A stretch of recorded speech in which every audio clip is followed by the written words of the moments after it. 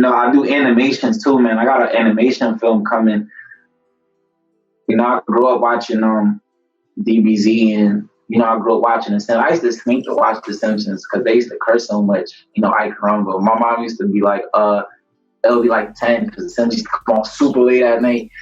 She'll be like, my mom's Caribbean, so she'll be like, bye, it's time for bed, bye. And I'm like, Mom, I'm coming, and I'll turn the TV down. Oh, so she'll think I'm in bed.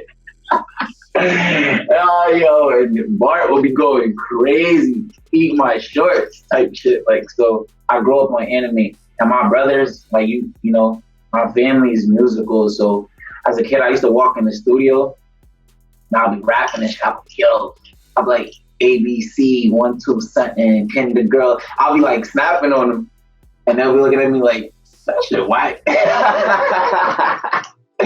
And I was like, I bet. And that's just really how it went. Like, and I kind of grew into it. It wasn't really like I don't feel like I had any big encouragements that was like, yo, this is what you need to do. We support this. This is where you're gonna be something bigger. I just did it because I love who I am when I'm doing it, and it gives me strength so people can't tell me otherwise. And I mean, it's not, you know, money is a lot of money in the world. So, you know, beautiful things that'll attract you, but things that give you strength, you can't put a value on that. So I can never put a value on this. I do it because I love it. That's why I put my best into it, because it feels good. You know, it's like your first girlfriend. You don't know what you do, but every day it's kind of good. It goes bad, but it's like, yeah, I'm working on it. You can't tell me shit. I love it. I'm working on it.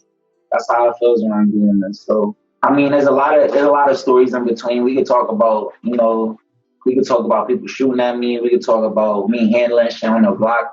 We could talk about me just walking away from that. Because I remember one day I woke up, I was in Connecticut. I think I was like 18, some shit. And I woke up in some crazy ass trap house. And it was like abandoned. And I swore I saw a ghost.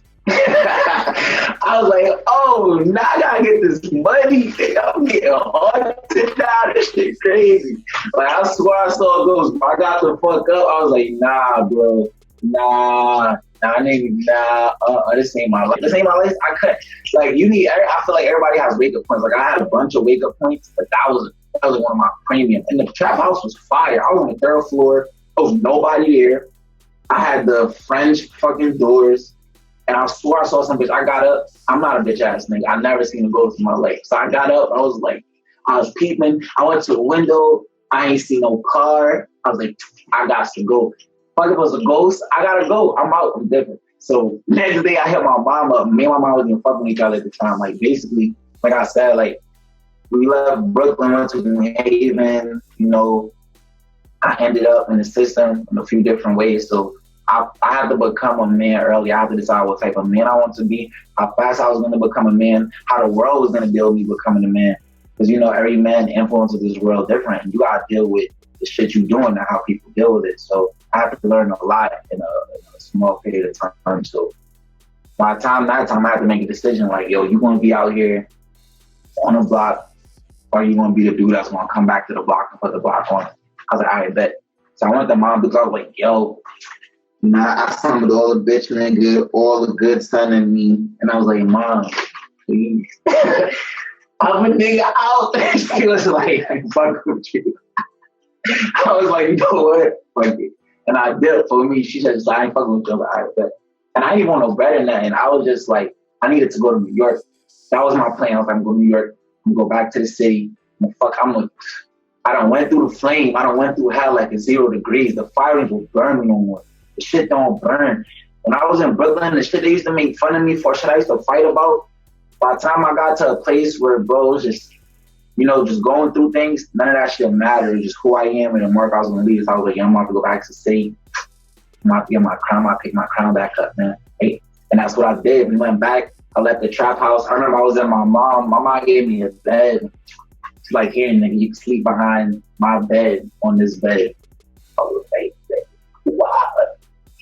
I can't fuck no niggas on this bed behind your bed.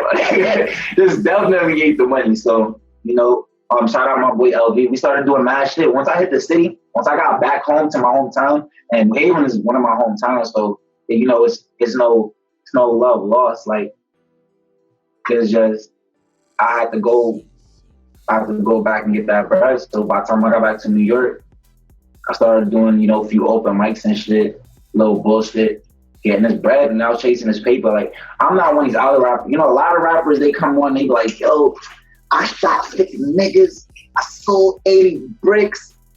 I'm not going to hear that shit from me. If you heard that shit in a few of my raps, but, you know, hip hop police and some real ass niggas. I don't want to smoke with y'all niggas. Yo, shit is real, man. They took Malcolm out of here, man. You gotta be conscious of the things you're saying and how properly you affect people. Just because you're promoting good energy doesn't mean there are people that don't understand that, man. Good energy doesn't save you from everything, like, you know. So I'm not going to promote certain shit. You know me, and you know what happened. You know what's up for me. I said in one of my shots, I said 9 shots like 50, but only one hit me from me.